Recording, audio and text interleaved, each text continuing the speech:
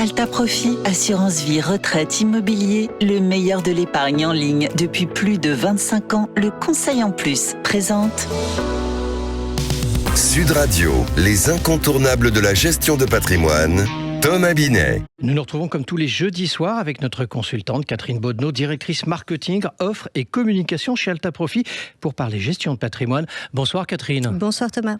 Catherine, on parle souvent du PER, le fameux plan épargne retraite pour sa phase d'épargne, les versements, les déductions fiscales, la préparation de la retraite.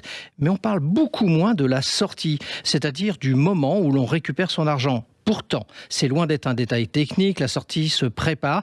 Il existe d'ailleurs plusieurs options qui permettent d'éviter la mauvaise surprise fiscale tout en protégeant ses proches. Alors commençons Catherine si vous le voulez bien et simplement, au moment de la retraite, comment peut-on récupérer le capital sur son PER ? Il existe 3 modes de sortie. Le premier, c'est la sortie en rente viagère qui vous génère donc un revenu à vie. La deuxième, c'est la sortie en capital en une seule fois. Et ensuite, vous pouvez aussi faire une sortie en capital fractionné, c'est-à-dire que vous étalez les retraits dans le temps. Alors la rente, c'est la solution la plus classique ? Alors, c'est la plus classique. En tout cas, c'est la sortie historique, mais c'est aussi la moins aimée. Elle s'adresse en fait à ceux qui souhaitent un complément de revenus régulier à la retraite sans avoir à gérer le capital. Ce qu'il faut savoir, c'est que le capital va être aliéné une fois qu'il a été transformé en rente. Et le montant de la rente, il va être calculé en fonction de l'espérance de vie moyenne en France. Donc, il y a des personnes qui vont gagner et il y a des personnes qui vont perdre. C'est vraiment le choix de la sécurité. Et pour ceux qui veulent garder la main sur leur argent, du coup ? Il choisit sa sortie en capital, donc c'est la solution de la liberté. Vous récupérez la totalité de votre capital en une seule fois et vous choisissez la manière dont vous allez l'utiliser.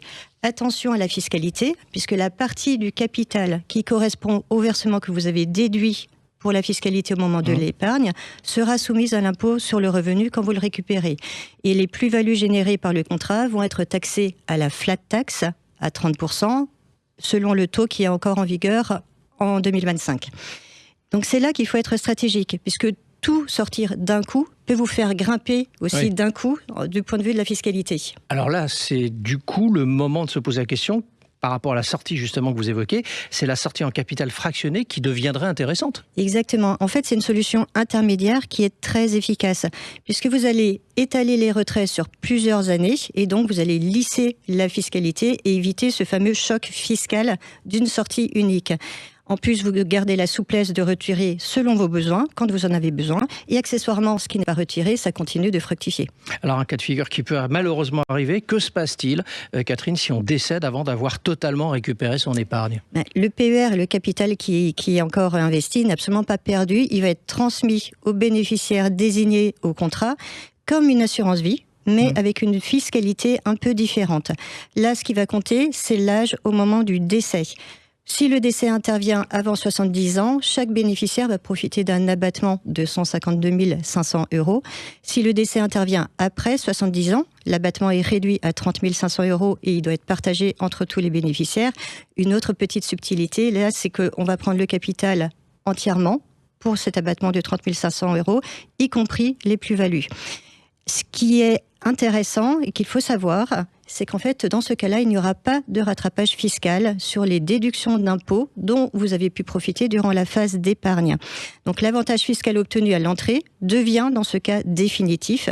Et c'est ce qui fait du PER un outil de transmission patrimoniale très performant, en plus d'être un outil pour la retraite. Alors donc, si je vous comprends bien, même en cas de décès, le PER reste avantageux pour les proches. Exactement. Et c'est pour ça qu'on parle un peu d'un contrat à double vie. Il sert d'abord à épargner pour sa retraite et ensuite, il sert à transmettre dans de bonnes conditions. Encore faut-il avoir bien désigné ses bénéficiaires et avoir anticipé justement la manière dont on va sortir. Donc on parle toujours d'un mot-clé en gestion de patrimoine, la planification, l'anticipation. Alors justement, la clé, c'est d'anticiper donc sa sortie et pas simplement d'ailleurs ou seulement sur sa phase d'épargne. Exactement. En fait, on se concentre toujours sur cette fameuse déduction fiscale à l'entrée pendant la phase d'épargne et on oublie souvent de préparer la sortie alors qu'en fait c'est vraiment important pour optimiser le rendement global du PER. Merci Catherine pour vos explications très claires. On retiendra donc que quand on parle de PER, la sortie se prépare d'ailleurs autant que l'entrée. On vous retrouve jeudi prochain pour un autre numéro d'Oser Investir, les incontournables de la gestion de patrimoine. Et pour ce qui me concerne, rendez-vous dimanche matin à 9h25 dans la matinale week-end. Sud Radio, les incontournables de la gestion de patrimoine, Thomas Binet. Avec Alta Profit, assurance vie, retraite, immobilier, le meilleur de l'épargne en ligne depuis plus de 25 ans, le conseil en plus.